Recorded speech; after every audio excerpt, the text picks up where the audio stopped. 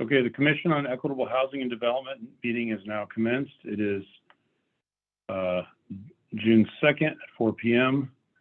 This meeting is being held virtually due to COVID-19 to allow for social distancing and protect the public health. As we continue our efforts in meeting remotely, we ask all commissioners and guests to mute yourselves until called upon to speak to avoid feedback and background noise. For those who have dialed in using a call-in number, to unmute to speak, dial *6 on your phone. Also, prior to speaking, please announce who you are to identify yourself. As a reminder, this meeting is being recorded. We ask that you only use the chat function to request to speak or to announce that you're leaving meeting so we can track quorum. Also, in order to comply with the state open meeting law, attendance and votes will be done by way of roll call using audio, not via the chat function. We're going to do roll call. Michael Edmonds. I am present. Olga Flores is absent. Sharia Jimenez. Present. Jim Toffel, I am present. Liz Wilson. I'm here. Jay Young. Here. Mindy Bernstein is absent. Lori Mazurbo. Present. And Ken Brianna Washington. Present. Oh, hi. How are you, Ken Brianna? Okay, our ex officio members are Maggie Amato Tejas.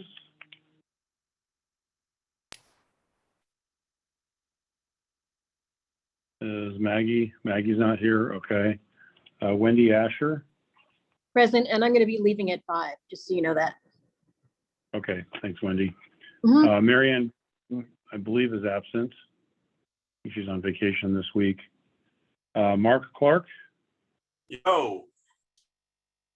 Vicky Casino. I'm here. Marcos Ismail. Oh, here. Betty Villegas. Here. Hey, Betty. Corin Manning.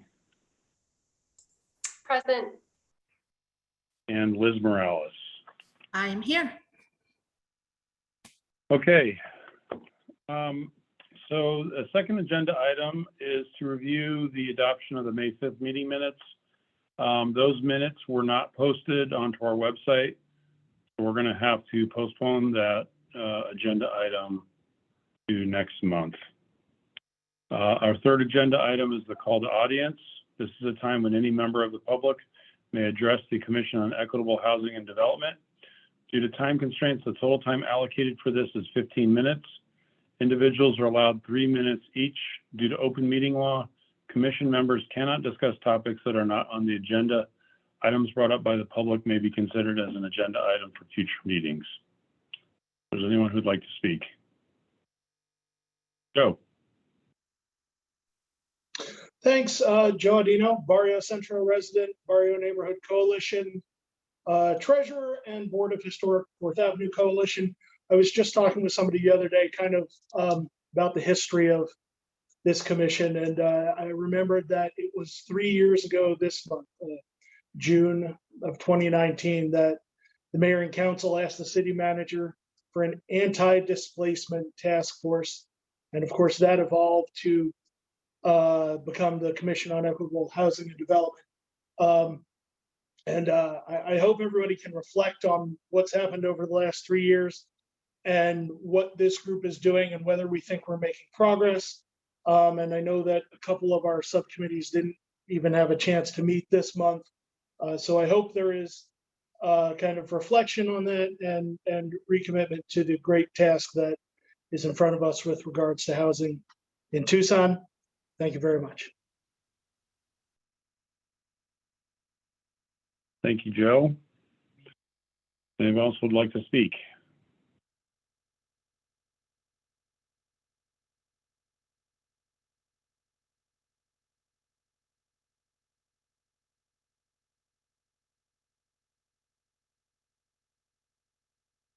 Okay. We're going to move to the next agenda item.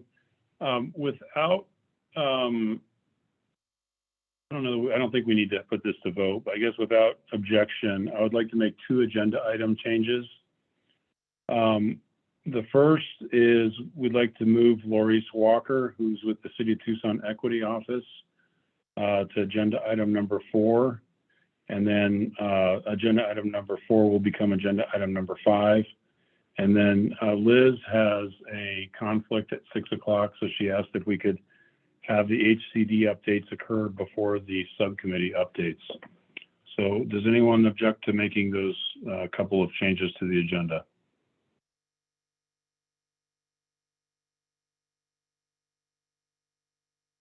Okay, hearing no objection, then we're going to go ahead and make those adjustments. So agenda item number 5, which is we're moving up to number 4, is Laurice Walker. Laurice, thank you for joining us today. Laurice is with the City of Tucson Equity Office. She's how long have you been with the city now? Good evening. I've been with the city for about 2 months now, 2 months and maybe a week or so. So it's been exciting. Thank you all for having me. You bet. So go ahead. You've got the floor. And I would like to hear about what you're doing. Yes. So one, I apologize in advance. I am a little under the weather, so if my voice is raspy, that is why. But yes, I don't necessarily have a formal presentation. I've been with the city for about 2 months now. I come from Minneapolis. Before I came to Tucson, I was with the city of Plymouth as their diversity, equity, and inclusion manager. And then prior to that, I was with the city of Minneapolis Division of Race and Equity. So I've been in DEI or race equity work for about 10 years. I focus on organizational psychology. So I spend a lot of time focusing on individual behavior change as it pertains to race equity, diversity, and inclusion. My goals here, or what I've been tasked with the city of Tucson, is to establish their first equity office. So this is my 3rd inaugural office. I've worked in this work and new offices for the 3rd time with this coming to Tucson. So I'm super excited to have skills and assets that I plan to bring from other agencies that I've worked with to bring to Tucson. With that, we'll be having 4 employees that will work or report under me. So we'll have 2 program managers. And those applications just closed yesterday, or no, today's, oh my gosh, what day is it? Today's Thursday. So those closed on Monday. And, that'll be for a data analyst, an equity engagement manager, and then we'll have an executive assistant and then a program assistant as well. So those will be the 4 positions that will be reporting to me. And essentially what our work will do is to focus on, how are we going to support the city of Tucson and all departments looking at their policies, their practices, and their programs through an equitable lens to make sure that accessibility for all city residents are being accessible and people have access to services in an equitable way. So that's really, in short, what we are trying to do, what we're charged to do. I have a 90-day plan that I've been working on, and a part of that has been getting to know the different departments, the directors, the managers, the supervisors, as well as the professional staff in the organization. But then also looking at, what our elected officials and council members are working on when it comes to equity, and then also working with some community organizations. And so far, this has been community organizations reaching out. I do have plans to continue to support boards and commissions as well. In my previous roles, I've staffed 2 boards and commissions, so making sure that they know what their roles and responsibilities are as it pertains to advancing equity and whichever municipality that they're in. So I can stand for questions if there's questions.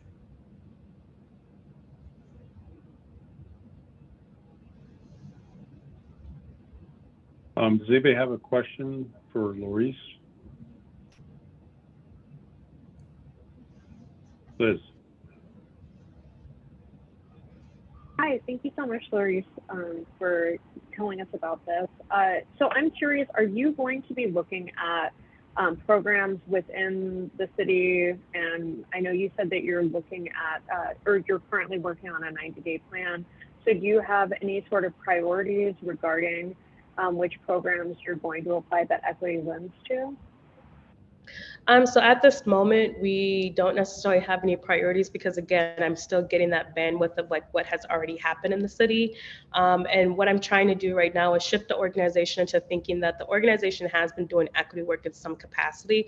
It just might not have been titled that. So really what I've been doing in my 90-day plans is really that gathering information data, and then I will propose my recommendations. Right now, I do know from one of the expectations upon interviewing was about looking at how we spend our budget and various things like that. So I think that that will be kind of one of those top few priorities, but also simultaneously working with organizational culture and messaging and how we understand what equity means for the city, and then also community engagement.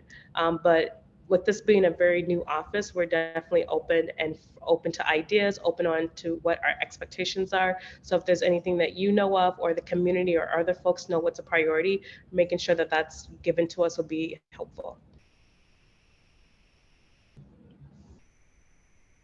Jay? Yeah, thanks so much for joining us and welcome to Tucson. I guess I have maybe two questions. They might kind of be the same, but I guess what I'm hearing and what I'm maybe wanting clarification on or better understanding is, I guess what I'm kind of hearing you talk about is more kind of internal in terms of the city bureaucracy and how different departments are working internally and looking at equity, and which is great. But I think I'm just wondering, obviously as a commission for equitable housing and development, we're really looking in a lot of ways, I'd say more externally, right? Like how is Tucson equitable or not, particularly in the housing space. So I'm wondering if your department is going to be looking externally at how equitable or not Tucson is. And then I guess my follow-up or part of that is, how are y'all going to measure equity? Which I know is a big question, but I'm going to put it out there. Yes, so for now, I can tell you, Jay, that I will have an update pretty soon on how we're going to measure equity, because that is one of those big things, right? It's not work that happens overnight. It's definitely thinking about that transformative work that's going to lead to sustainability. But when you talk about external work, right? So we did hire for a program assistant to focus on community engagement and public participation, right? Because we do want to hear externally, and that position's external facing. A lot of their work will be working with different boards and commissions. It'll be working with different community organizers, stakeholders in the community to figure out how equitable Tucson is as a city externally, right? And part of that, though, in order for us to serve the community externally, we do have to kind of get our house in order internally and figure out what are some of those objectives and key points that we do want to focus on. And then I think, in short, to answer your question about how do you measure equity, well, there's different fields that you can do that. But one of the things that I have brought to other organizations that I'm bringing to Tucson is the use of data, right? And the use of disaggregated data, right? And data that's not just disaggregated by race, but gender, age, sexual orientation, and et cetera, to make sure that we know who's participating in these certain programs and services. And that way we know what marginalized and underserved communities that we're missing that doesn't have the accessible access to that. So I hope that kind of answered your question a little bit. And I think I'm giving a presentation to Mayor and Council in July, so you can stay tuned to see a little bit more about that, about how I plan to implement some of this work forward. Yeah, no, that's great. And if I could just follow up, this is more of a comment, my opinion, having worked on this commission for however long we've been working, is that I think one of the things that is really lacking is exactly what you're talking about. Like, what's the data? What is being done? What's not being done? Yeah. And from the get-go, if you don't have that, it's really hard to say, well, this is how we're going to address inequities if we don't actually kind of know what they are. So I'm glad to hear that's a piece of the puzzle, because it's just hard for us to do work, in my opinion, if we don't know that. And I don't think the city has a very clear understanding of that at all. So glad to hear that that's on the agenda. Absolutely. Thank you. Yeah, Liz, before I call on you, I'd just like to echo Jay's comments that, I'm definitely not the expert in this group on the equity issues. I've heard repeatedly that some of the largest equity gaps occur around the housing issues in terms of, specific races or groups not being able to get loans, even with the same financial qualifications, higher interest rates,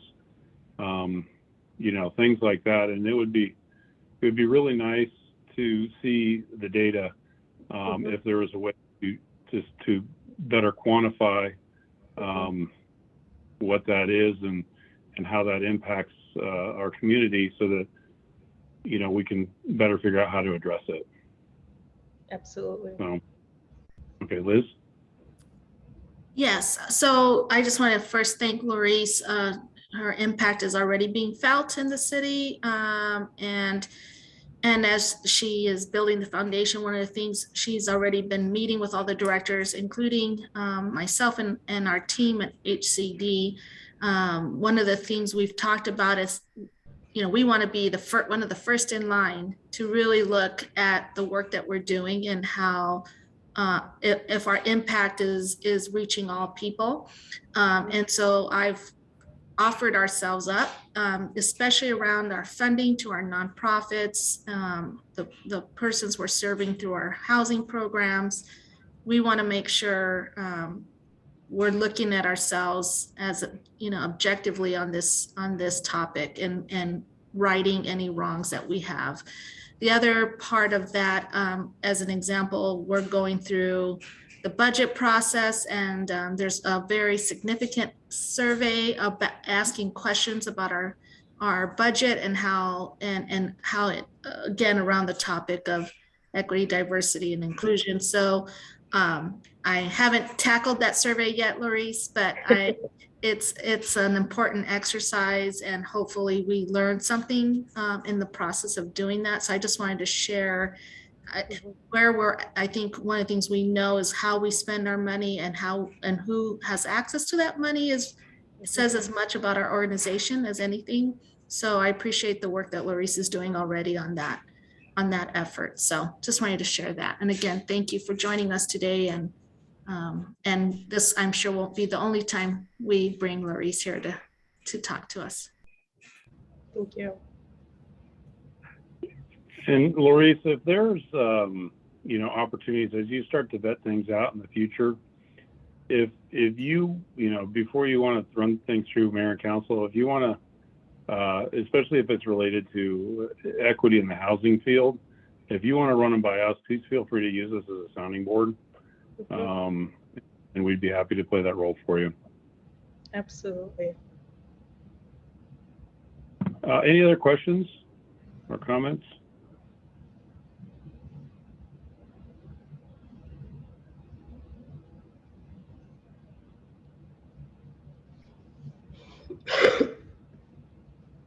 Okay, well, Laurice, thank you for being a trooper and sticking with us even though you're feeling under the weather. Yeah. We appreciate it, and we look forward to further interactions. Yes, So thank you all. And I would like to come back at another time when my voice is not raspy, but thank you and enjoy the rest of the meeting. Okay, take care. Okay, the next agenda item is a presentation by Fernando Moraga. Is that how you pronounce your last name, Fernando?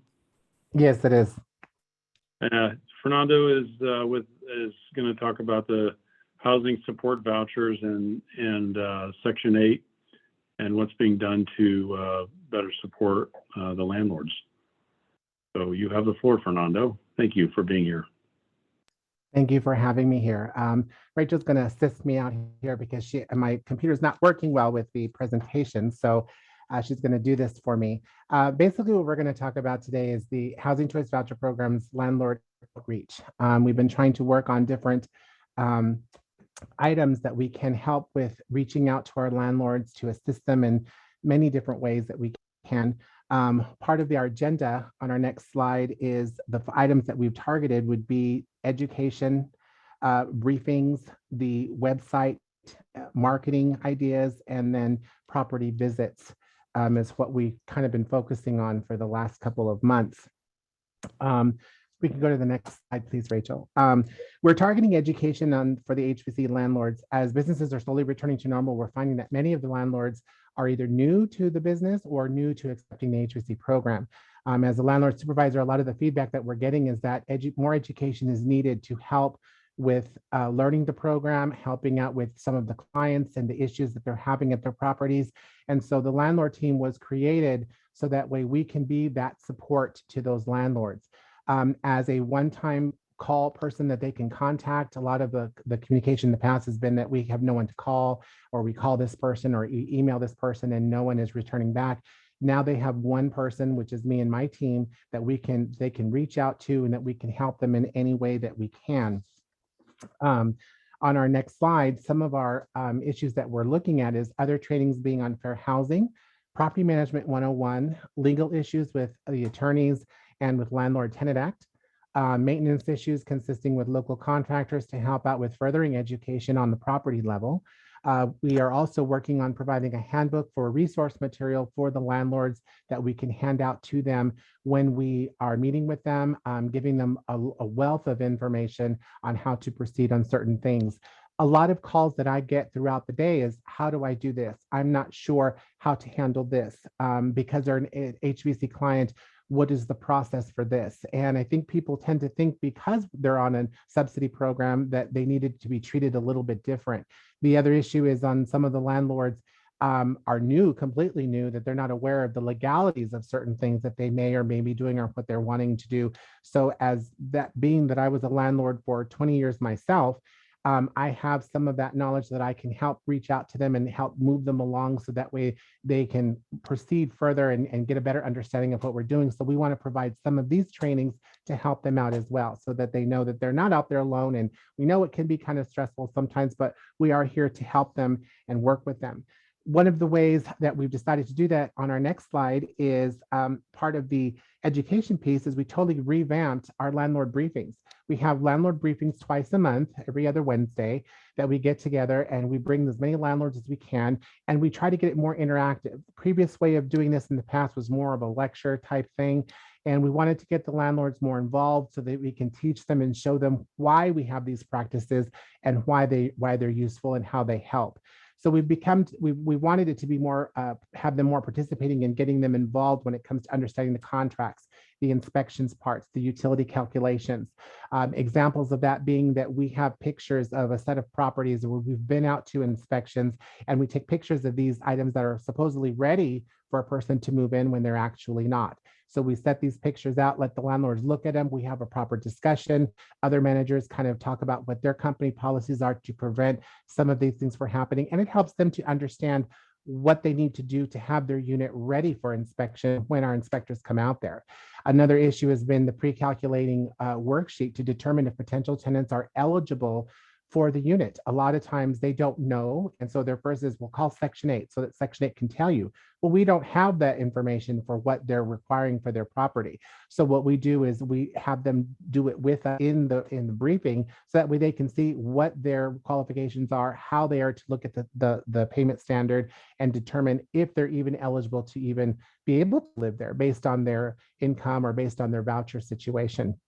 And we found that that has been a big help with them in understanding that process. Our next issue that we had is on the website. We have totally revamped the website over so that way we put RTA packets on the website. If you could change the slide, Rachel, please. We've added the RTA packets up there with helpful bubbles in there. So that way that when people are filling them out, they can look at what areas of the contract are more important. If we could change the slide one more time. Here's an example of what we're doing where you can see the checklist here, where it needs to be signed, what needs to be checked off. On the next slide that we have a copy of the RTA itself explaining what these things are. On the website itself, we have links to some of the HUD's regulations. So if someone has a question as to why we require that, it kind of explains it. So it's basically very user-friendly. Our next slide shows another page of that RTA process so that they can see what we need, because these are areas where we're finding some of this stuff doesn't come back correctly, which can stall the process or make the process harder to get done because we're missing information and we don't want to have to reject anything. So that is something that we've tried to do with the website. We've tried to make it much more user-friendly and all the forums are on there. They're easily to be located now, and a lot of facts and questions about the program that people may want to see. Our next slide, our next area is marketing. We have purchased marketing materials for our briefings, for the property visits. The reason is to get our name out there so that way we could have that point of contact with the landlords. These are some future things that are coming up.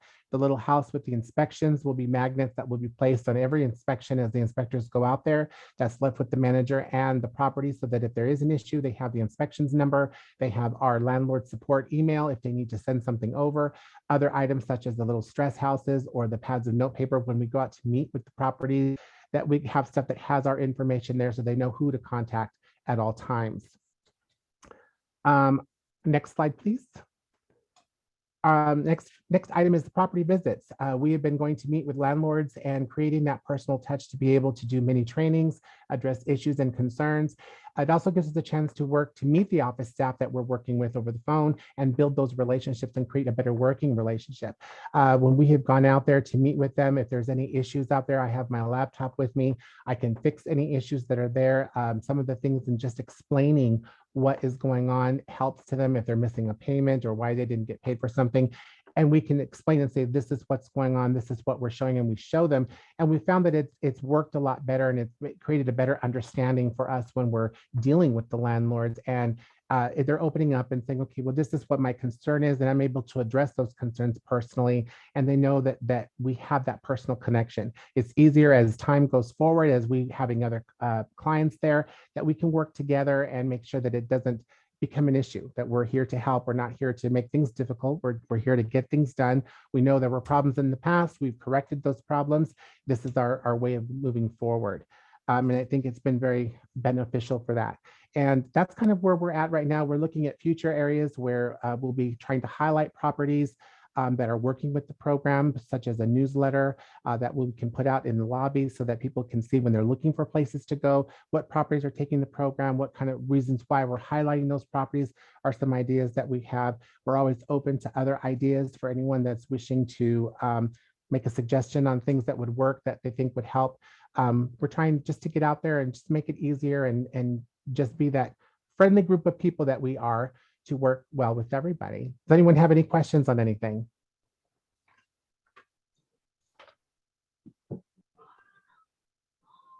Michael. Thanks, Jim. Let's see, maybe a couple of quick ones. It is the duty of the landlord to commit to complete the RTA. Is that correct? Yes. Okay, just checking. Because I had a chance to look at that form. How many agents, if you will, do you have on your landlord team currently? I have 4. I have one that handles all rent increases for the city of Tucson. I have 2 that process the RTAs, and then I have myself and another one who handles the regular specialty contracts and regular Section 8 contracts.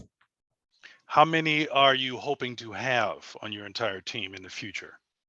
I'm hoping to extend it at least by 1 more, possibly 2. That's where we're at right now. 1 more would definitely be helpful because the contracts do come in very fast. I'm pretty fast at getting them done. We're averaging on a 14 to 9 day turnaround with the contracts. We want to keep it that way. So I'm hoping to get another person on to help me out with that. Okay, and one last question. You said that I think I heard you say you meet monthly with landlords? Yes, we go out several times a month to meet with landlords. I start out with any landlords that are having some issues, whether it's RTA issues or inspection issues first, and then from there, just kind of branching out, just meeting everyone that we work with so that they know who I am and they know who my team is. I take different members of my team with me so they can meet. And then at the briefings, all my team is there so they can meet everybody and put a face to the voice that they're working with every day and be able to ask that person questions. Okay, thank you, Jim. Yeah, Liz. Thank you so much for this presentation, Fernando. I think that I worked with you when you were an inspector, but I might be wrong about that. So I am curious whether you have a number of the amount of units, or not amount of units, amount of landlords that you're actively engaging with. I don't have an accurate number of how many. We have currently 1,800 landlords that participate on the program. 1,820, I believe, was the last number that we had.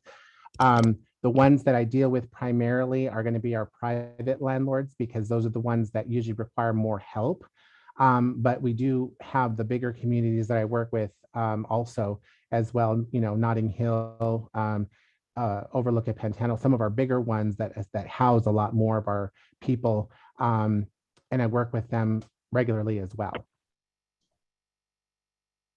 When you came onto this position, did anyone kind of have, or did you have an awareness of beforehand of the challenges that people with vouchers face when it comes to engaging with landlords? And like, were any specific issues identified regarding landlord retention? When I first started, we weren't in the housing crisis that we were in now. I was very much aware.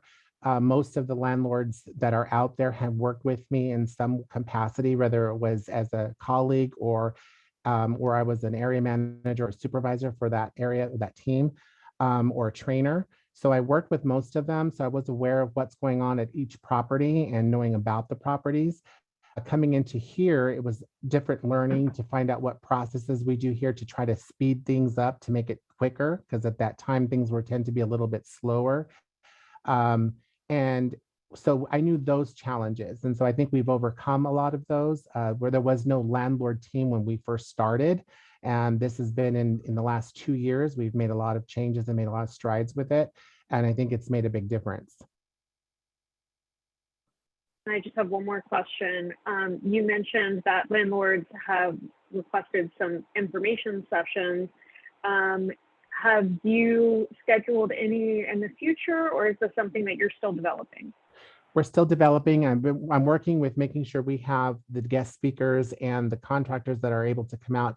I try to speak to the landlords to find out what areas of training they're looking for, and then trying to get those resources together so that way we can plan like a fair of some kind and invite the landlords so they can come and get a chance to speak with these people individually and talk to them, especially the legal aspect. There's a lot of issues that come up where some landlords, it may be questionable what sometimes they want to do.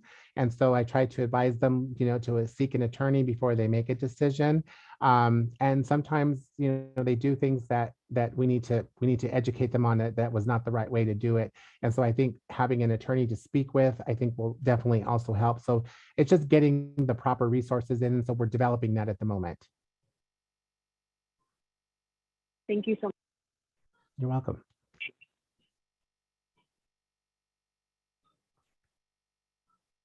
Maria? Oh, you're on mute now. I was just wondering, so how many vouchers are there? Because there's different types of voucher programs, right? Or different types of vouchers, like there's housing choice versus, or project-based versus housing choice, right? I forget what the names of the programs are, but but with your program where it's just kind of open to any landlord, how many vouchers are available? And is there what is the shortage? Is there still a big shortage and need? So do you mind if I take this one? That's fine. Go ahead, Liz. So we have a certain number of vouchers that are authorized by HUD. So we have it between us and the county, because we administer it on behalf of the county, it's around 5,300.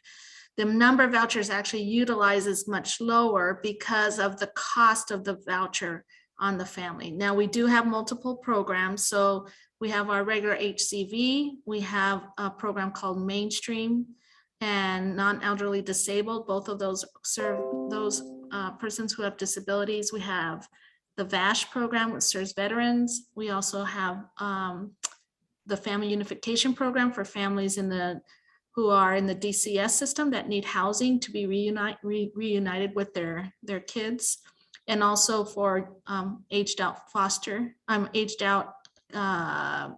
young adults that have come out of the foster care system. So there's lots of programs. A lot of them have different requirements. We also have the emergency housing voucher program. But the one thing that's very consistent across all the programs is the difficulty in landlords using the vouchers, which we've talked about before. And so that has been driving down our utilization, because even though we have people with vouchers, it doesn't mean the vouchers are being utilized. across the board. So the search time is taking much longer. And so what we are seeing is lower utilization, not just on the vouchers because of the cost of the housing, but the inability for people to utilize their vouchers because they can't find units. Now, the majority of our vouchers, I think we're somewhere around 95, 96% are being utilized. But if you look over a year ago, we were above, on the funding side, we were spending all the funds we had plus what we had in our reserves, but our voucher utilization was around 95%. So, but that's dropping as far as the number of vouchers being used, but we are spending as much of the money as we can. So as the housing costs go up, so do our housing cost, and that means less families can be served.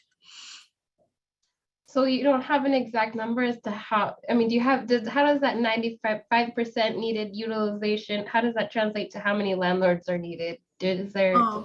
So it's not about how many landlords are needed, it's about matching units to people, right? So if I don't have the exact number of people with active vouchers right now, but let's just suppose it's probably, and I'm trying to remember, let me come back to you with the exact numbers.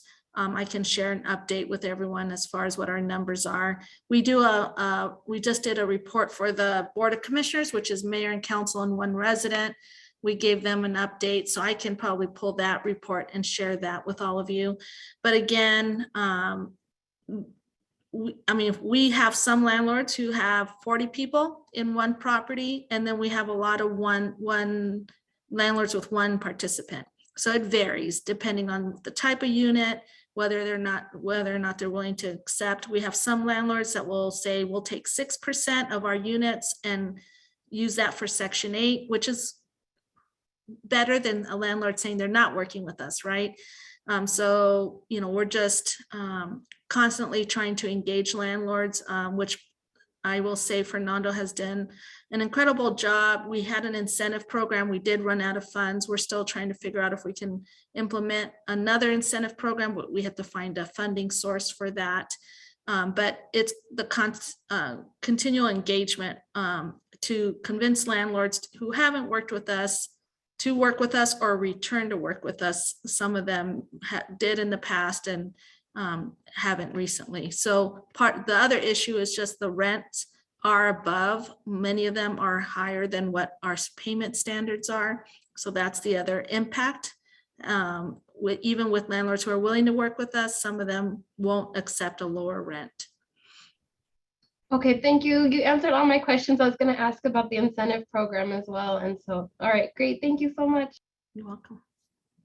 So Mark, before I call on you, I'm just going to dovetail off of this discussion. So back when we were having the source of income discrimination conversations, there was a number, and I don't remember the exact number, but I think it was like something it's close to like 800 Section 8 housing vouchers that were allocated to individuals who could not find a place to accept them.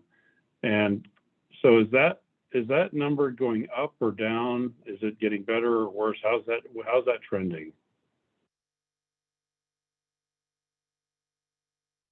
So I'll defer to Fernando to see if he's seen an uptick. I don't think we've seen any significant progress. And I don't know, I mean, for a long time, we were seeing landlords drop off every week. We were getting notice of another landlord that was not going to continue working with us. But Fernando, this is more your gut feeling versus actual numbers. What's your feeling on that?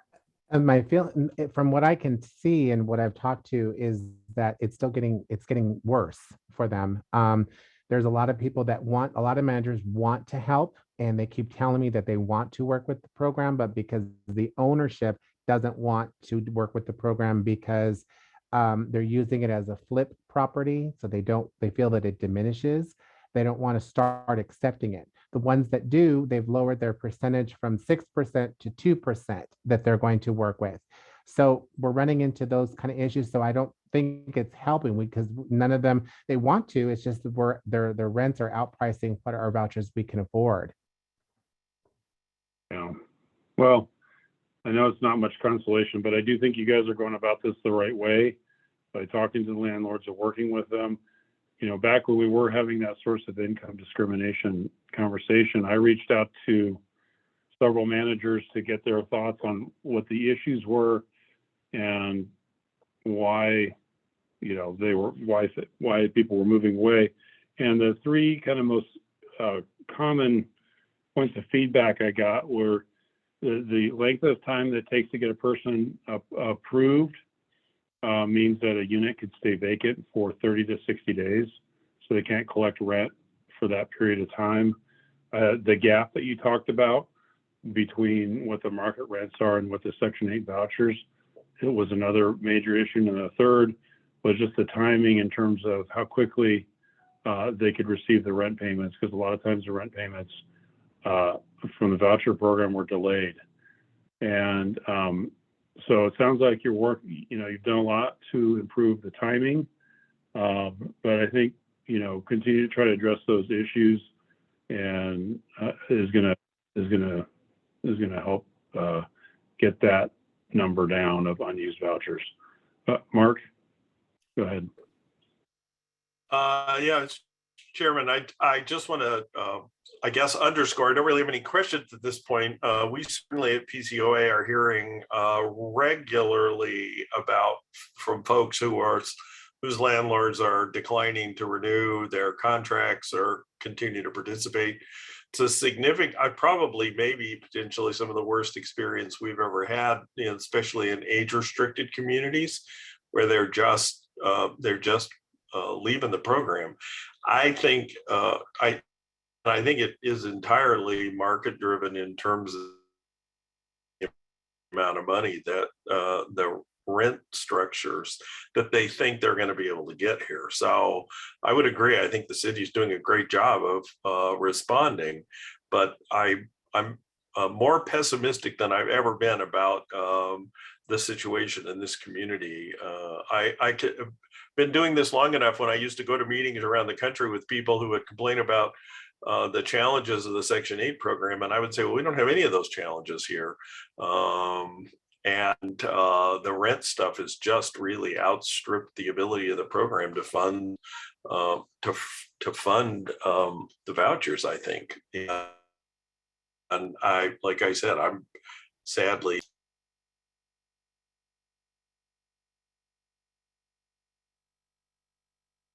Okay, thank you, Mark. Liz. So I received a message from a member of the public, and I'm just going to read it as it's written, if that's all right. Does anyone have any objection to that? Okay. What is the city doing about the landlords that take money for application fees, sometimes as high as $175, knowing the clients will not qualify for the unit? So just so you know, we advise, and Fernando, you can talk about the advice we give to clients, to our participants. So the short answer is there's nothing we can do. If a tenant is applying and that's their fees, I think part of the education is telling tenants, make sure you know their criteria before you apply. So that way you have some sense if you're gonna have a chance at it. So it is difficult on clients. They're definitely being hit with a lot of fees up front. So ensuring that they understand what they should be paying for and checking the tenant screening criteria, I think is their responsibility. Of course, some of them don't have a ton of ability to understand these things. So if they have case managers, a lot of the programs we're working with have some type of support partners. So making sure they understand the criteria to help the clients that they are supporting. So that's a real issue. And again, if they're submitting an application, they typically have fees, and we can't stop that from happening. I will say that one of the things that we target in the briefing is helping the landlord to help the client to understand if they qualify or not. And that's part of the rent calculating that we do with them.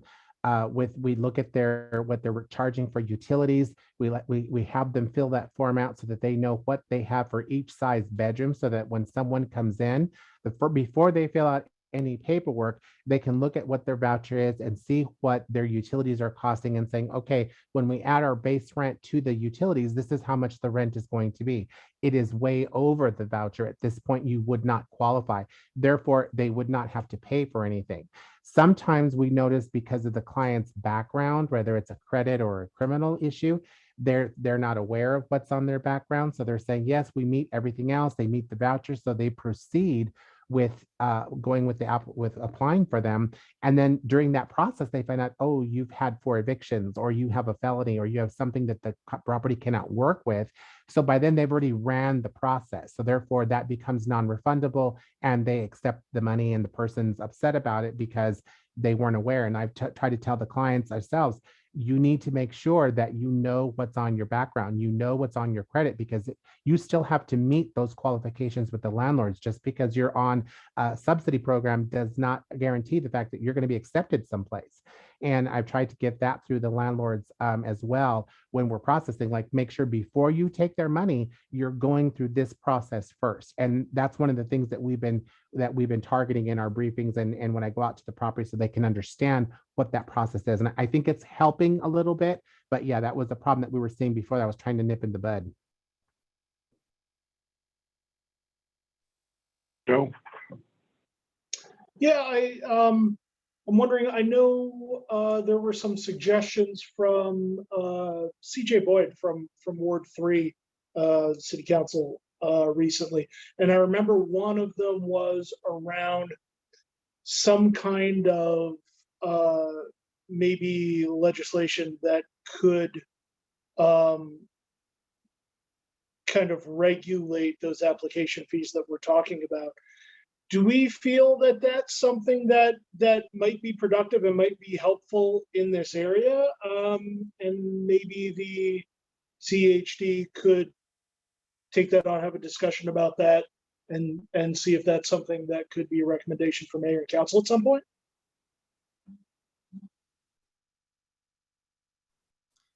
So can you repeat just the part of what CJ suggestions were? I missed that, the main part. Maybe somebody remembers it better than I do, but there was a concern that Ward 3 hears from lots of constituents about applying for rentals in general, not just voucher related, but that people were putting in applications for multiple apartments, and that, you know, landlords might be getting, or managers might be getting, lots of applications for apartments with the tight rental market we've got, and that there's, you know, you've got people spending hundreds of dollars in application fees for multiple apartments and not being able to find a unit, which is affecting their ability to get into a place. So I don't think there was a lot of specificity about, hey, this is what we'd like to do about it from the council side. But since that was something they were hearing, they wanted to, I feel like, run that by us a little bit to say, maybe this is something you all know about, and maybe this is something there could be a discussion about that could lead to some action. So I think that's where CJ was going. Got it. Well, and I think what we've been hearing from the general, from everyone, all of us, concerned about the rental market in general. The bottom line is anything that relates to doing any kind of ordinances or local type restrictions related to rental practices. At this time, we don't have that ability on a local level to make any conditions on what landlords can do. So so the question is, how can we address it if we don't have the authority from the state legislature, because we are preempted by state statute to do any kind of conditions. Wait, I know there are certain preemptions for things at the state legislature level for sure. Are you saying there's specifically one around regulating fees for rental applications? So it's pretty broad. So I would say it would fall under the preemptions that are currently at the state level. So there, it's not specific, but I believe if we try to make some conditions around limiting fees, I think we would find some, we would find out that we're being told that we can't do that. Wow. And I'm happy if anyone disagrees with that, but I do believe that it's pretty broad as far as what we cannot do. Do we have an opinion from city attorney or anything like that on this? We do not as of yet, but you know, I will say that we could put together some strategies, and we could even, I was going to say, you know, we're having lots of conversations with Arizona Multi-Housing. They have strong lobbyists that watch these things very closely. So as you know, the source of income ordinance is one of those things they're watching closely, because they know that we've gotten the go ahead to move forward with that. It's not in place yet, but you know, that again is outside of the scope of the statutes we're talking about as far as rent control or doing anything that's above and beyond the Landlord Tenant Act. So the Landlord Tenant Act is what sets the fees, sets the rules around those things, and local jurisdictions can't add or take away from the Arizona Residential Landlord Tenant Act. Okay, thank you, Liz. Okay, any other questions for Fernando or Liz? I think I have a quick one, Jim. And we could talk about this later if need be, Liz or Fernando. That 6% figure that was mentioned, is that the figure that you request of a landlord to set aside for HCV, or how does that work? Yeah, that's what I understand from the Arizona Multi-Housing Association, the AMA, that is some of their members. That's what they self set for themselves. That's a percentage they put within their own criteria. So I don't know how that 6% came about, but that's a number. And Fernando, I don't know if you have anything to add to that. I think I learned that through Fernando too. Yeah, usually what the owners will say is that because they want to be able to really fluctuate the rents around, what they would do is say, we're going to hold over, if you have a 300 unit property, we're going to hold over 6% of our units strictly for poverty or low income people. So that way the rest of it, they can make money off of the other properties or the other units in the community to offset what they can't do with these numbers. So they don't want to get it too much higher, because it's going to cause an issue where they can't fluctuate the rent the way they can with a client that's not part of any kind of assisted payment status. There are other places where, depending on what if they're on a tax credit property or so on, then by law, they're required to have 22% or more of their units to make sure that they have enough for low income housing. But a lot of those properties are now expiring in that area, where they can now have more flexibility to fluctuate those rents better. So the 6% just kind of stayed with some of the properties that do not want to work any further with people anymore on that property. So that's where that kind of came from. And I do notice, Ben, you're on here. Would you have any comments on the things we shared, Ben, since you're representing AMA? I don't want to state anything that's inaccurate.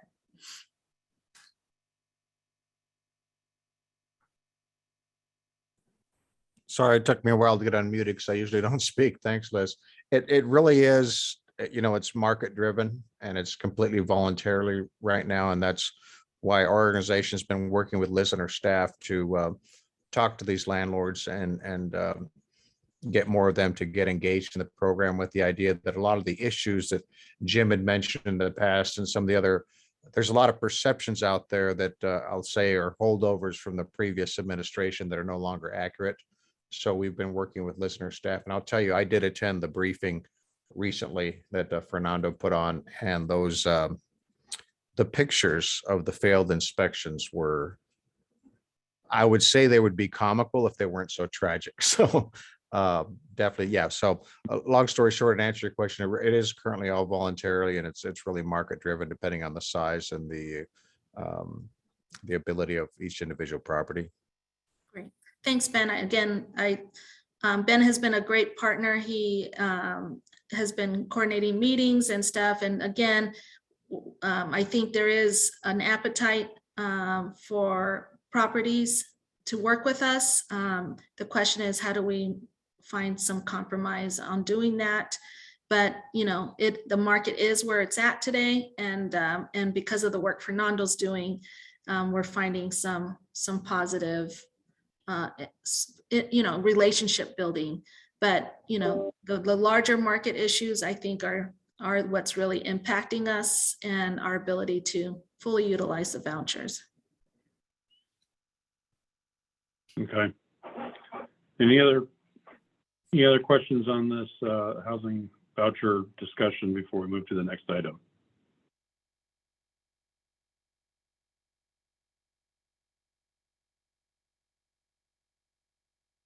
Okay, hearing none.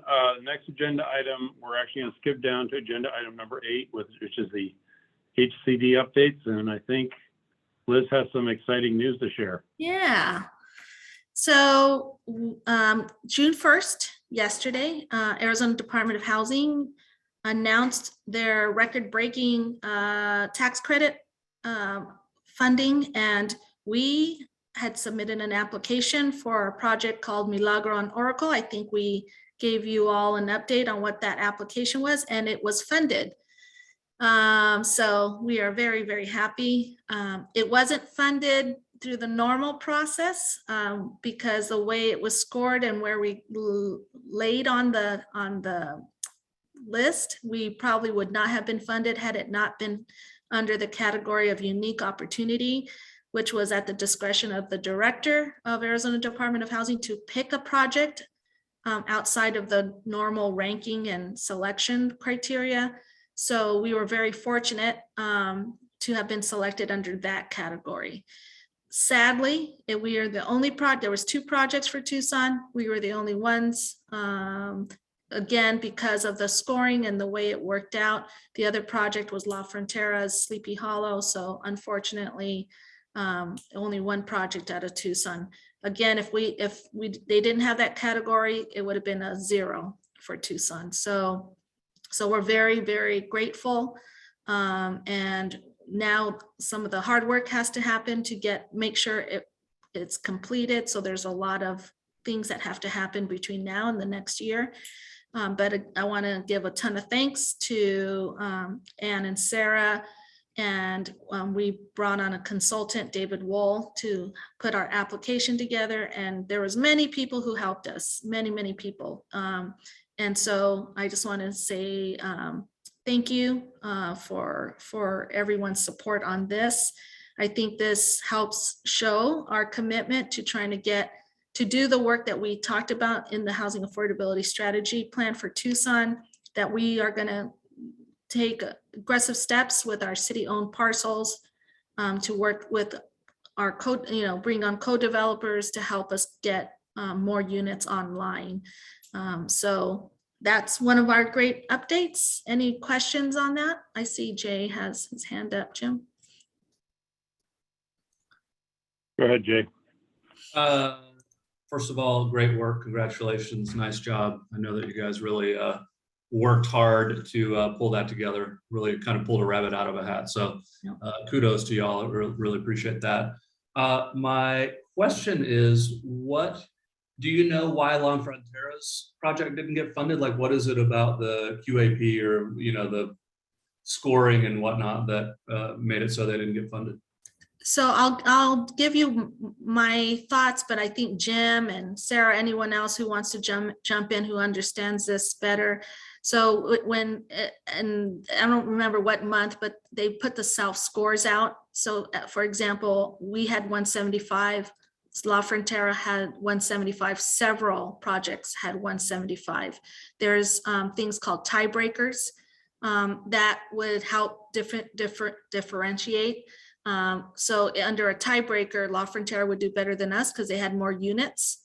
But there was probably some other tiebreakers that put La Frontera under the funding line. So they could only fund certain number of projects. They had some set asides, some things that some projects got funded. But it was part of the issue is, as an example, where La Frontera and our project both lost points was that both those projects were in the 85205 zip code. And because that zip code was had previous LIHTC projects, we could not take those points because it was in that zip code.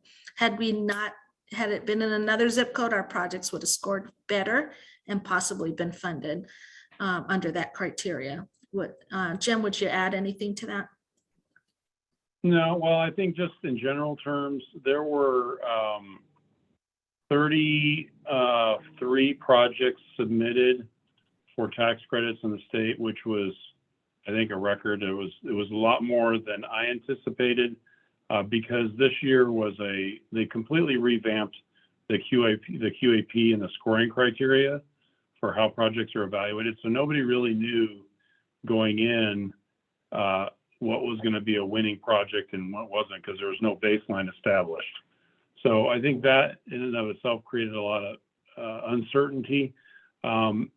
There was, if you add up all of the tax credits requested of the 33, there was about $63.8 million of tax credits requested.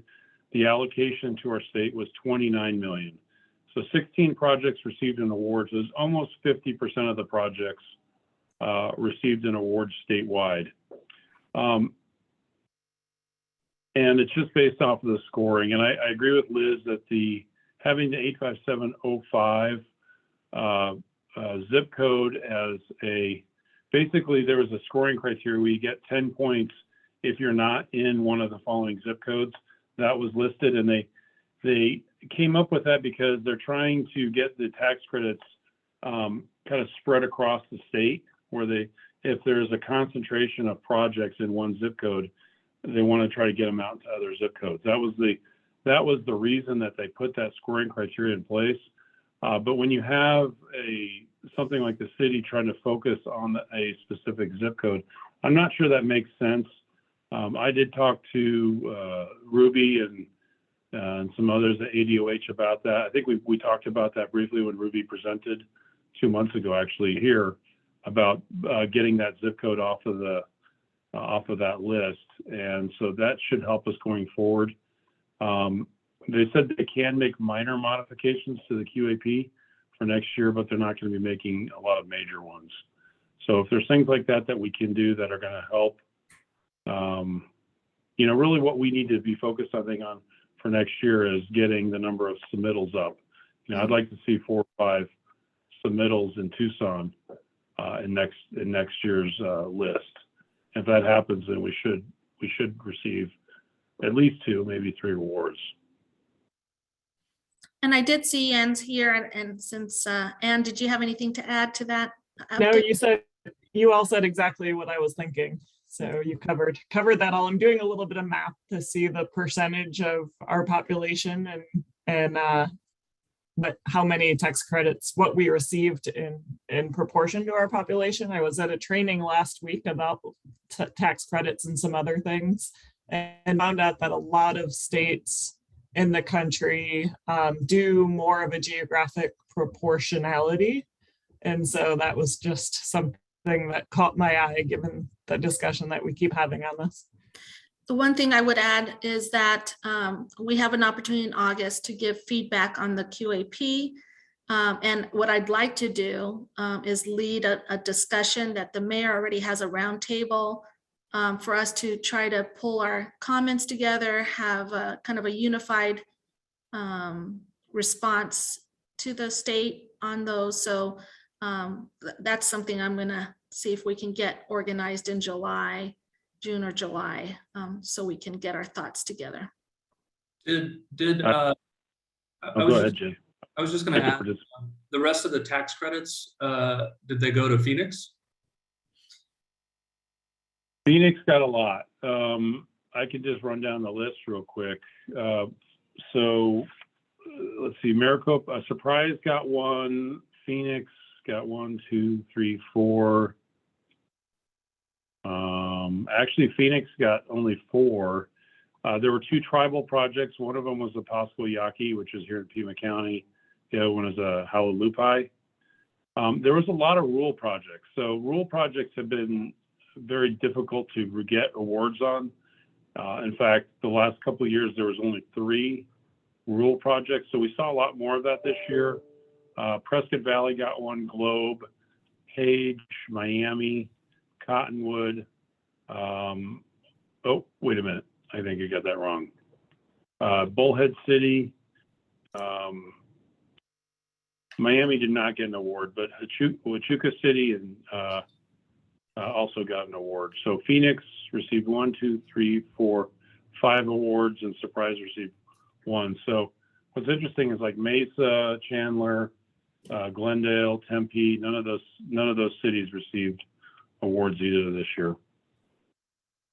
The last thing I wanted to say is I understand the complications of not allowing or not giving points because projects are going to be cited in zip codes that already have projects. But the city of Dallas got sued because they put all of their tax credit and other kind of affordable housing projects in low-income zip codes that happen to be majority Black. So there is a real reason for not concentrating low-income housing tax credit and affordable housing in certain zip codes. So from a fair housing perspective, I understand there's a reason for that. I also understand the difficulty it creates, but if we're going to make our society more equal and address the racial issues of the past, those are some of the obstacles we've got to figure out how to deal with. So just another thought there.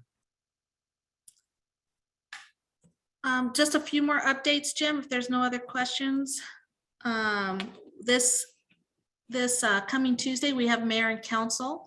So for study session, we will be talking about the Thrive expansion, which city mayor and council had committed funds out of the local American Rescue Plan funds to replicate what we're doing with our choice area, the Thrive in the 05.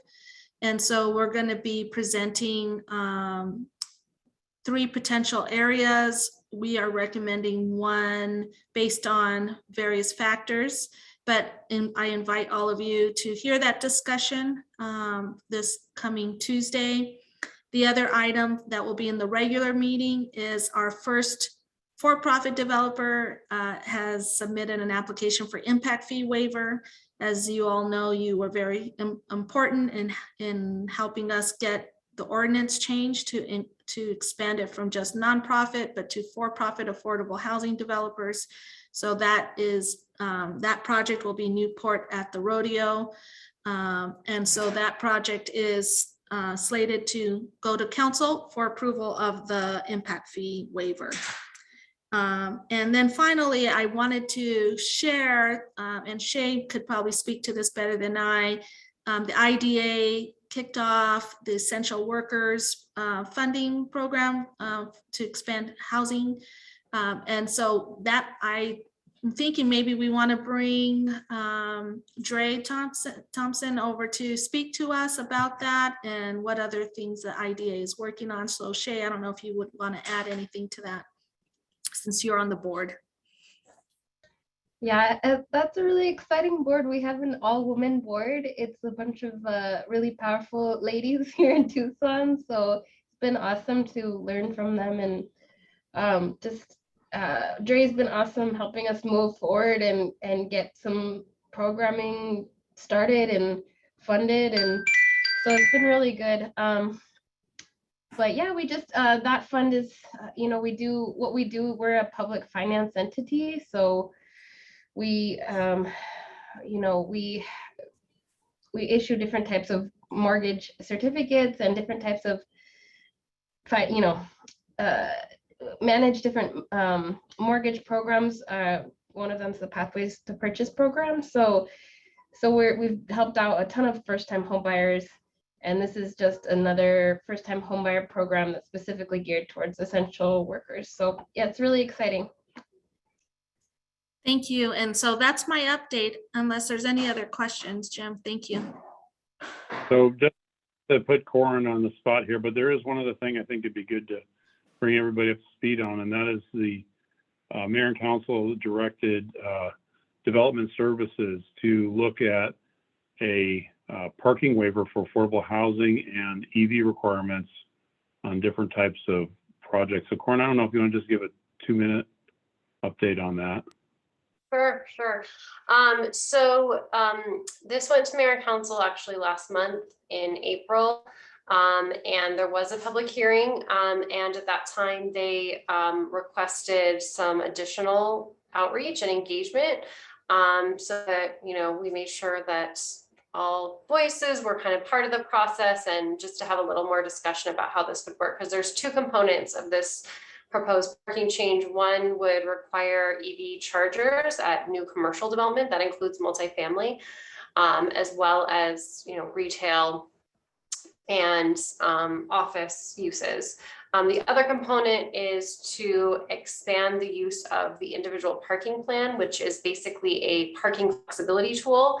It's a way for developments to request a reduction in their required parking. And right now, bars and restaurants are excluded, and also affordable housing is not one of the eligible uses. So the proposal is to make affordable housing eligible to use this tool so that parking can be reduced. And this is on a case-by-case basis. So any development or site has to apply individually. It's not an across-the-board parking reduction.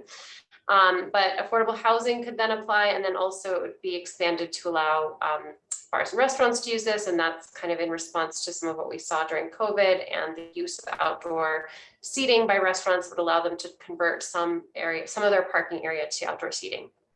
So obviously, the relevant pieces for you all, I think, are just the expanded use of the individual parking plan, which, again, I think that would be really helpful for affordable housing developments. Right now, affordable housing developments can utilize it if they are close to transit and need some other things, but this would just mean that any affordable housing development could use this, you know, whether or not they meet some of the other criteria. So just makes it a more usable option for affordable housing if they do want to reduce the required on-site parking. And then, of course, there's also this EV requirement, and that's something we heard a lot about from multifamily developers and just other commercial developers. And we're, you know, looking at how to craft that requirement so that it is, you know, doesn't add to our housing costs, but also is a way of providing this infrastructure that is really growing very rapidly in terms of the need for EV infrastructure. So that's what we are working on with this parking code amendment. We held a series of meetings, as Jim said, last week, and got a lot of additional input and great feedback. So we're working on some tweaks to that. We're aiming to get this back to mayor and council July 12th. That's still tentative, but that's what we're aiming for.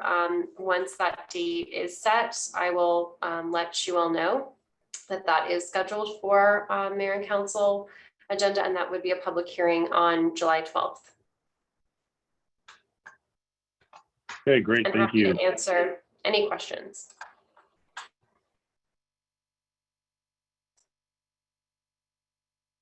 Thanks for letting me put you on the spot there. Okay. Anytime. So just, yeah, in the interest of time, let's move on. We've got yes, 2 more agenda items. So next agenda item is agenda item number 6, the subcommittee updates. First is a housing segregation subcommittee. So Jay, you've got the floor. Thanks, Jim. We had a meeting scheduled last week or the week before, but our agenda was not posted in time. So we were faced with postponing or just canceling. And we canceled because basically a couple of months ago, we brought forth to the full commission the idea of creating an equity study or something like that to establish a baseline And this is the second meeting in a row in which that discussion that we as a commission decided to have has not been agendized. I noticed it was not on the agenda and asked staff to put it on the agenda this time. It still didn't happen. So I'm a little bit frustrated by that because that's what we're supposed to be talking about. So hopefully it gets on the agenda for next time. I'm also going to take this time to reflect on what Joe said. I have to be honest, as a commission, I think we're not really focusing in very much on equity at all. We are not talking about displacement. We're not talking about gentrification.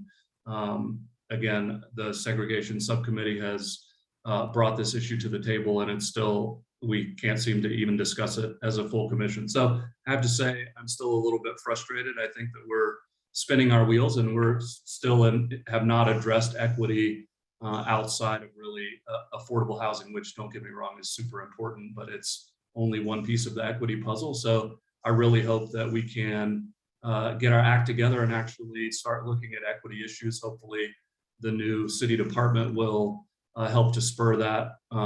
We shall see. So anyway, I think we still have a lot of work to do as a commission before we can say we're doing a whole lot with equity. So that's where I will get off my soapbox for now and pass it on to the next subcommittee. Thanks. All right, thanks, Jay. Next item, Housing First. Liz or Liz? Thanks, Jim. I'm the chair for Housing First now. So we did have a meeting this month. We did have quorum, which is great that we have now 3 voting members instead of the 2.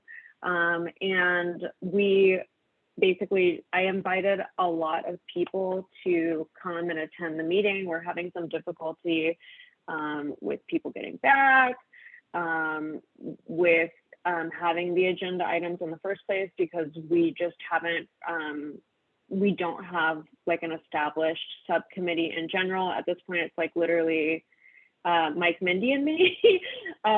So if anyone would like to be part of the subcommittee or knows of someone that would be a good fit for the subcommittee, please let me know. I contacted Community on Wheels, which is a local organization that does provide meals to people who are living on the street. Haven't heard back from them. They are pretty busy. And then Joe attended as well, and he mentioned the tenants union. So I'm going to go ahead and try and reach out to them, see if they'd like to be members. We heard from Brandy Champion, who's the director of Housing First for City of Tucson, and also Austin Puka and Jason Thorpe, who are other staff members for City of Tucson. They discussed just funding in general with us and gave us some kind of like baseline lingo. It's my goal for us to get connected to the HMIS lead or someone who does education for HMIS for the next meeting, because I'd like for us to get educated and an update on the PIT and HIC counts, as well as what HMIS screening tools are being used for people entering housing programs.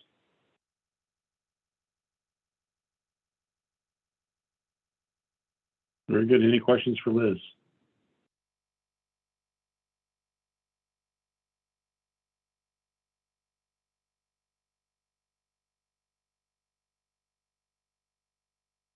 Okay, last but not least is the Affordable Housing Subcommittee. Shay? Yeah, we also weren't able to make quorum this week, this past month, so we had to decline cancel our meeting as well. Yeah, that's no updates. Okay. Any other questions or comments on the subcommittees?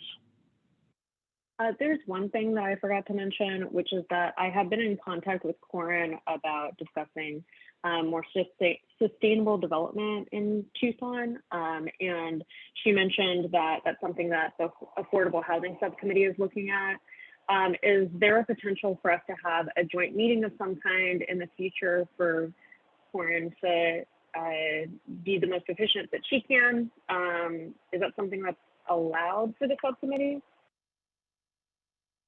I'm happy to jump in. My I think it would not be allowed if there's a quorum of the whole commission. So if you have, if you have three, that makes 6, which is then a quorum of the commission. That said, if it's something that 2 groups are interested in, it seems like something that maybe could agendize on the full commission meeting. One thing, Jay, I did want to say, thank you for letting us know. We're happy to agendize the equity item. I think as there's shifts in staff, we're all sort of figuring out who's doing what. And so sorry that didn't get agendized. But yeah, Liz, I would say probably best thing would be to agendize it in the full commission. Great, thank you so much. And I will tell you guys, when we talk every month about the agenda, there's not been a conscious effort to exclude any things.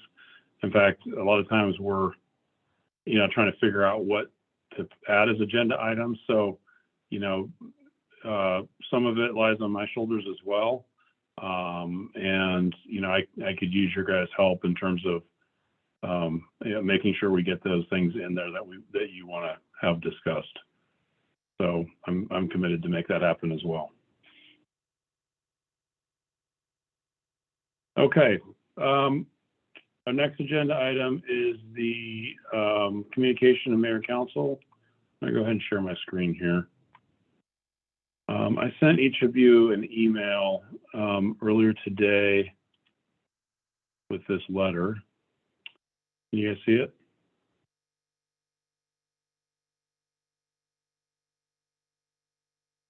Yes, can you get it? Okay. So I'm just going to run down this real quick, and I guess I'd like to hear comments, feedback at the end. We'll take a vote if we're comfortable sending this or not. So we're supposed to do quarterly updates. It's been a little bit more than 6 months since our last update. So I'd like to get these going on a more regular basis, as we talked about before. I think it'd be nice to have some face-to-face time with the members of mayor and council. So beginning is just a brief overview. And we go through the meeting schedule, the members. We do have 1 vacancy right now, as we talked about. Joanna, what's Joanna's last name? Carr.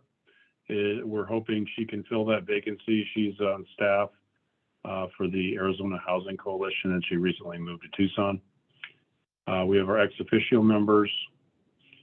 The topics discussed today is we reviewed and provide feedback on the HAS plan. There was an ARPA funding presentation given by HCD. We provided some feedback on the City of Tucson's home down payment assistance program. And then we reviewed and provided feedback on the affordable housing density bonus proposal. We reviewed the ETOD proposal for the north-south transit corridor. We have a draft of the bylaws, and I need to work on that some more and get that on our agenda going forward. But we need to get our bylaws in place for this commission. We presented, there was a presentation on waiving impact fees for affordable housing projects in Tucson. We voted unanimously to support that, and it was subsequently passed by mayor and council. The commission supported a recommendation to look at reducing the parking for affordable housing projects, which is now currently under consideration. We just talked about that. We added a new member, Kinbrianna Washington, and we reviewed the down payment assistance and income assistance program. So those are the main topics that we've reviewed. There's actually quite a bit on here.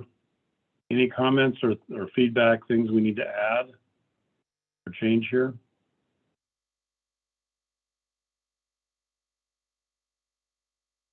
Vicki? Thanks, Jim. I think it looks good. I just had one request on page 2 where it lists the ex officios. I just wondered if we could put the full name of my organization. It's actually Direct Advocacy and Resource Center. And it's instead of the word and, it's the ampersand. Okay. Yeah, thanks.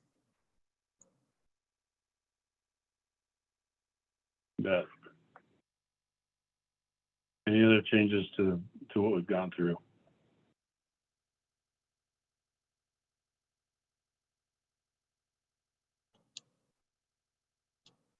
Okay, so the next section, we focused on the subcommittees, and I tried to summarize what each subcommittee is working on, along with the chairs of the subcommittees.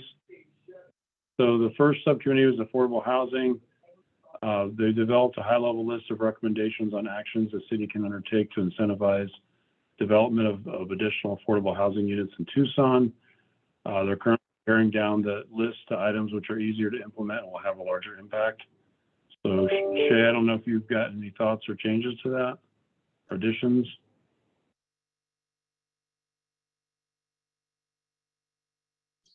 No, not at this time. Thanks, Jim. Okay, for Housing First, learning about other community Housing First programs, orienting on the city's Housing First programs, and then developing goals and priorities for the committee. Liz, any other thoughts or comments on that? Something we discussed at the last meeting was basically having a space for the commission, for us to listen to people who receive Housing First services, and then basically share that information with the full commission, as well as learning about and making recommendations to Mayor and Council on rental housing specifically. Okay, so you're taking feedback from participants.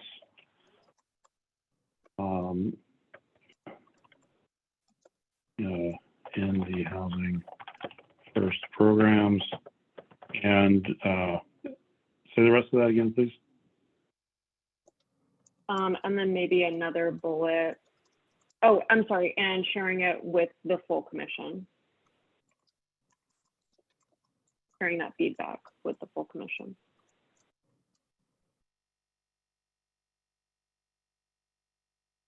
Okay. And was there another one?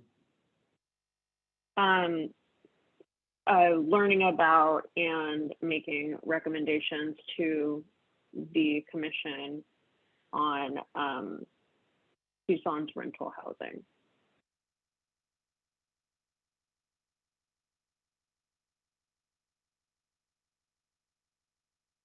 Is that good?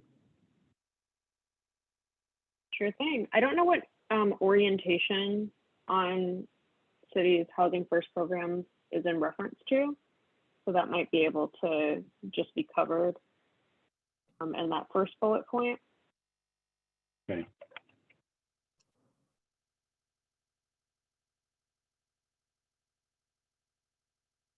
How's that? Okay. Perfection. Thank you, Jim. Okay, third is the housing segregation.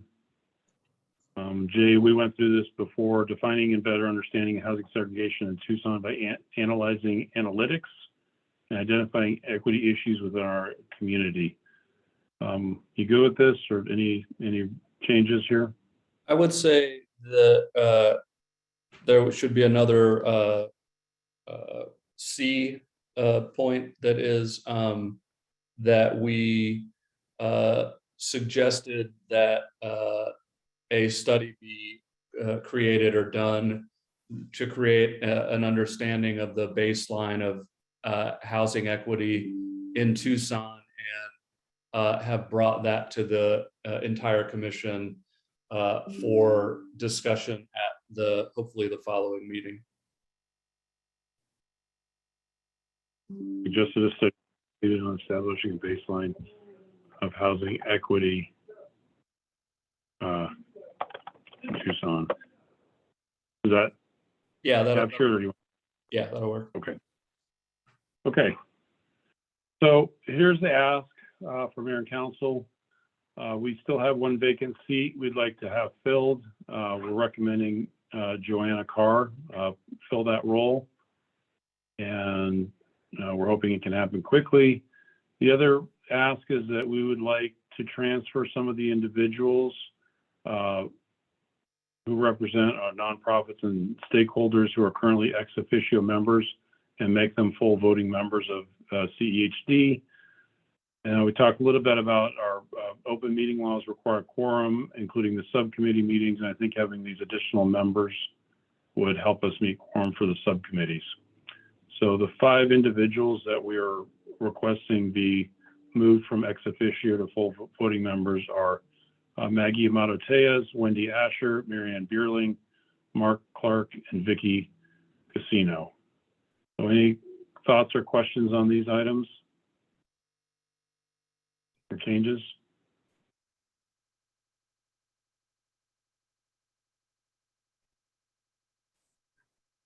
Yes, Yeah, Betty?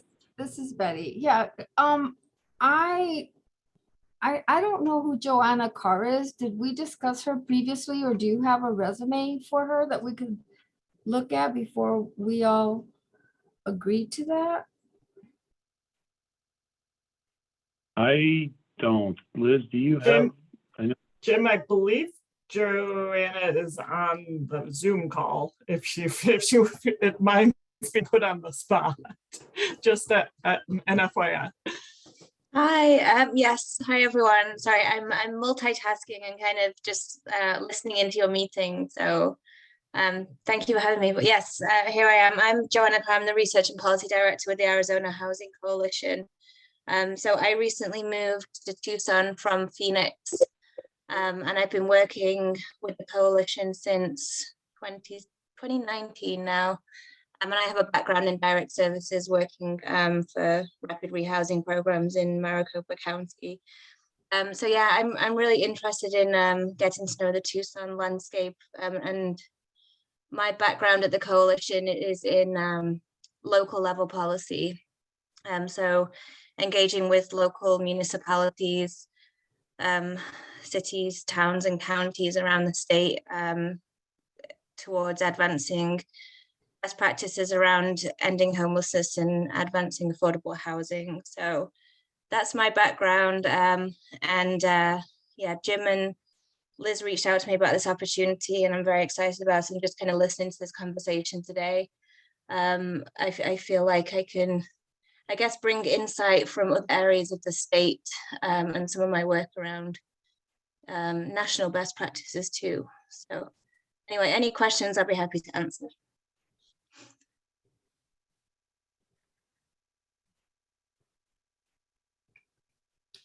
Oh, thank you. I didn't even realize you were on the call, so but that's good. Okay, that's fine. I had actually reached out to somebody myself, so I just was wondering, I didn't know there was a process. I'll tell you what, Betty, if maybe offline, share that. I think, one of the things that, the last thing I said here is, as people want to start terming off, it would be good to have a pipeline of individuals we want to have added to the commission. My thought was that new members, we could bring them on starting as ex officio, and then as positions open within the commission, it'd be easier to transfer them over. So I don't, let's talk about that offline. The other question I have, I think, Betty, you're with the South Tucson, correct? Yes.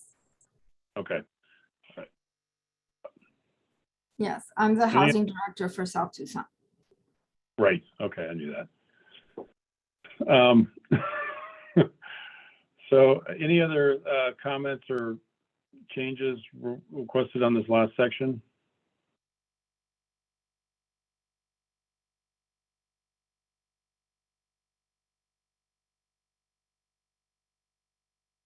All right, well, hearing none, would somebody be willing to make a motion that we, based on the changes that we've discussed today, finalize this and send it to Mayor and Council?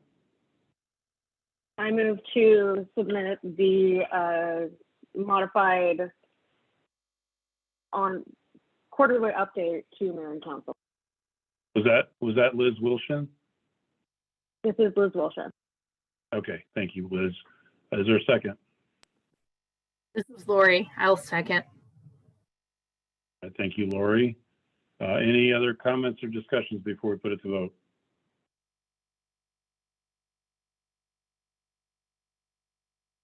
Okay, Michael Edmonds, Aye. Sharia Jimenez, Aye. Liz Wilson. Is that an aye?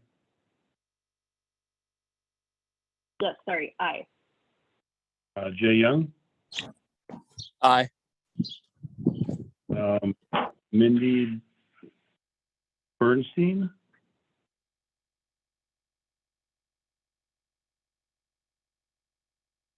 Mindy, you still here?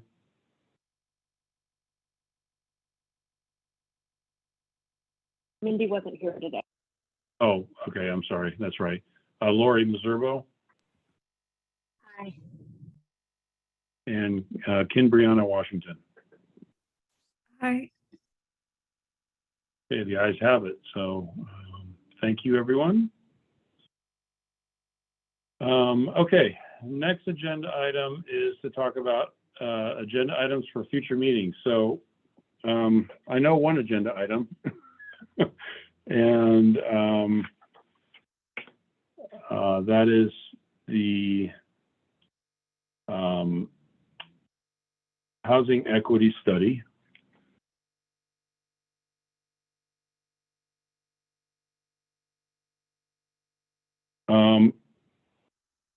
Liz, did you have something you wanted to add to the next meeting?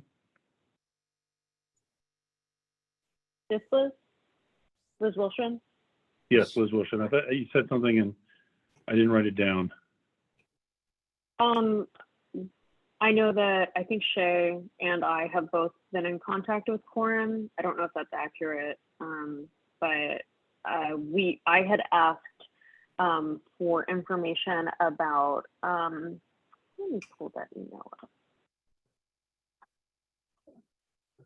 up. Sustainable development and zoning, most specifically for low-income housing. That's what I requested.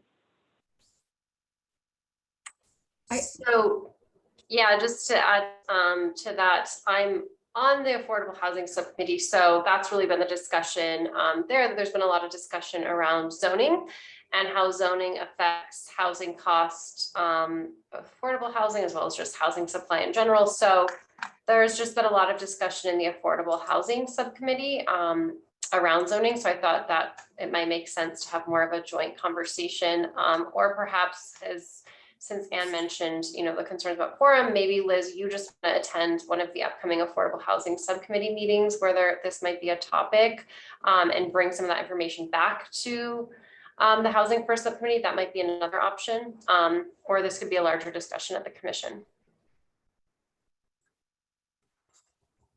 Okay. Are you good with that, Liz? When does the Affordable Housing Subcommittee typically meet? Typically right before the next meeting, usually a week before, isn't it, Shay? Yeah, we've been meeting a week before. I will say though that what I've asked about has been more or what's been on our agenda. We've really been focused on zoning specifically. We haven't really dived too much into we've talked a little bit about like the ordinances, some of the residential, because there's like the EV charging station ordinance, there's a solar readiness, there's the gray water harvesting, like there's a ton of ordinances that have been passed on top of zoning and on top of building code. So I'm not sure exactly what was there something else you had heard me mention that I just was curious what you were referencing? Oh, no, Corin just had emailed me saying that it's zoning is being discussed in the Affordable Housing Subcommittee. So I didn't know if it was something that y'all had discussed specifically. It I sounds mean, like not specifically on its own as a topic. And then the other thing I would say is that I've mentioned it a little bit in regards to the flexible lot development option, because that's a portion of our code that kind of outlines both affordable housing and projects that are more sustainable. It's kind of outlined in that way, but we've really been just focused on zoning. If I could add that, I would like to know if there are any projects within the city of Tucson that are currently in planning and zoning, or maybe all the way through the process, that are building subdivisions just for lease ups instead of home ownership. And if there are, or maybe even in general, what is in the pipeline for development, for housing development within the city limits?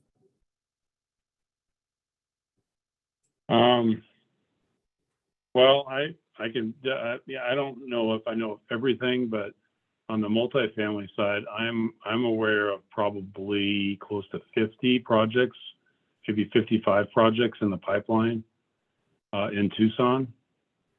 And some of those, the single story detached rental homes that like the area development's been doing a lot of them. One of them's going up by the bridges right now. So I know that there's probably 3 or 4 of those that are in the development phase right now.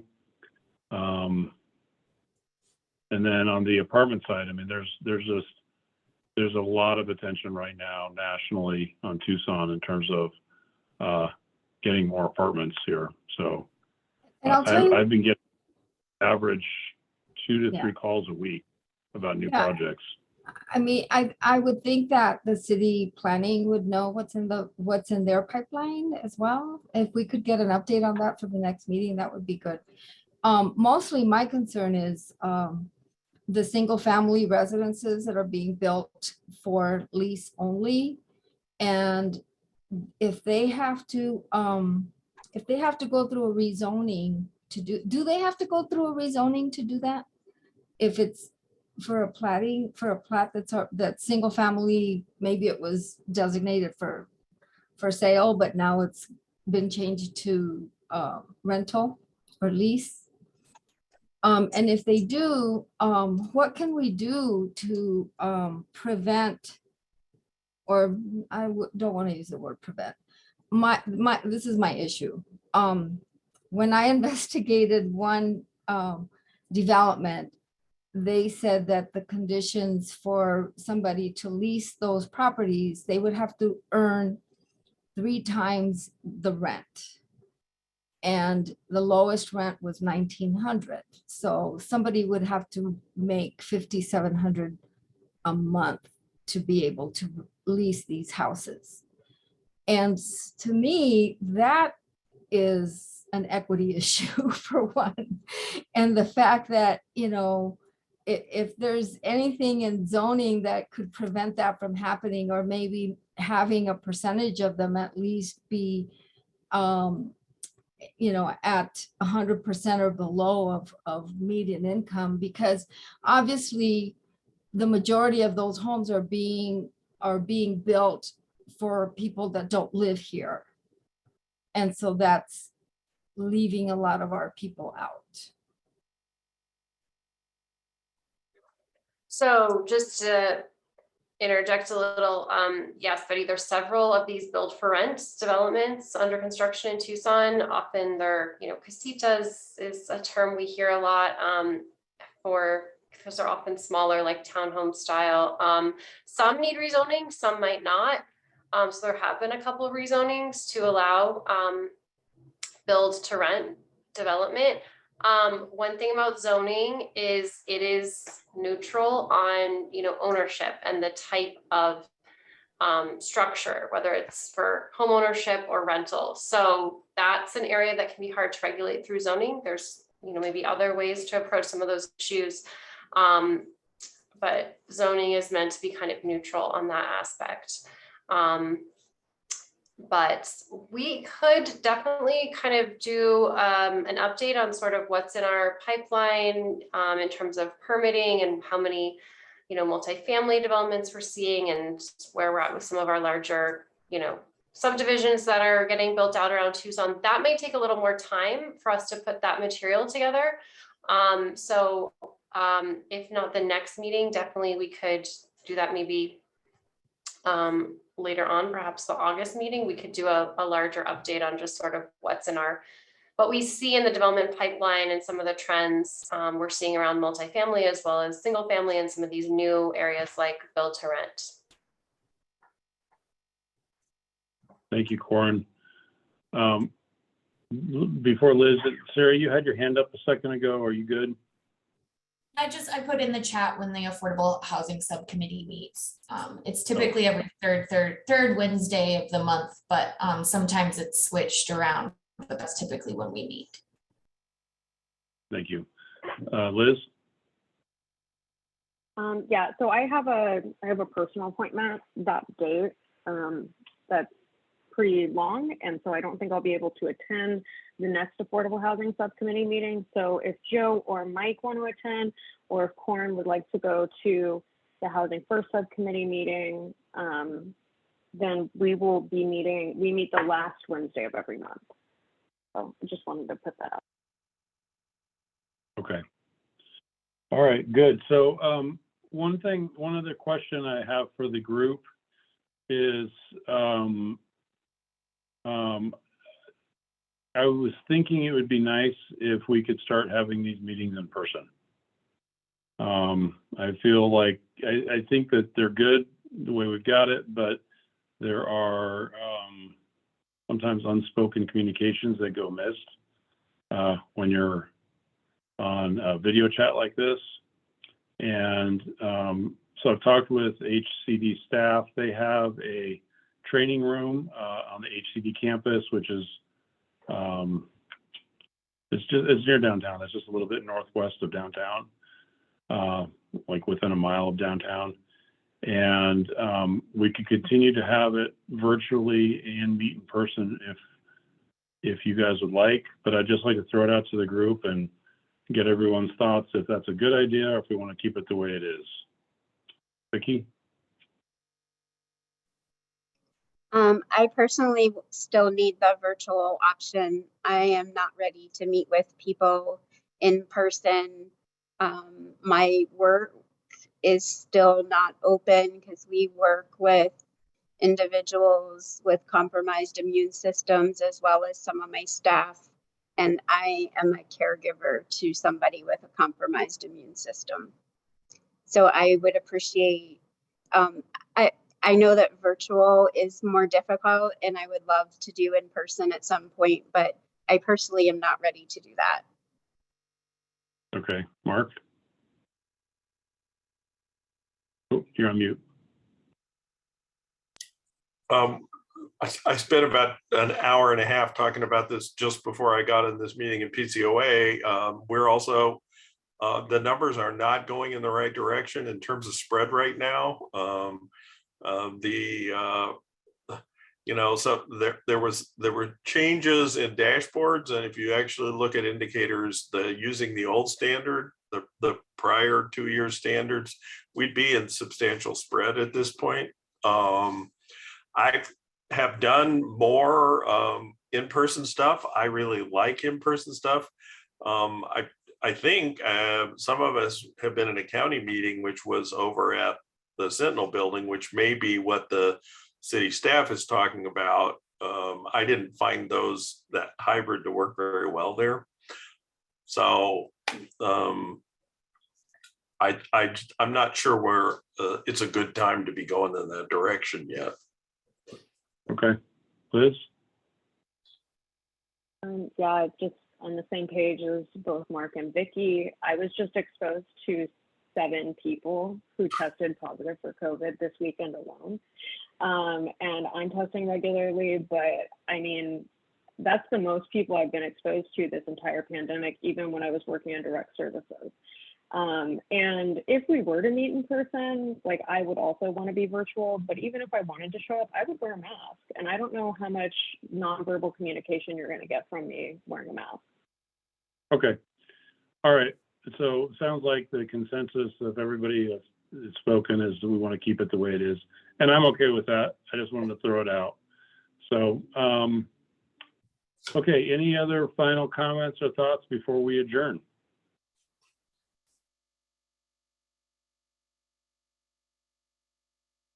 And we are adjourned. Thank you, everyone. We'll see you virtually next month.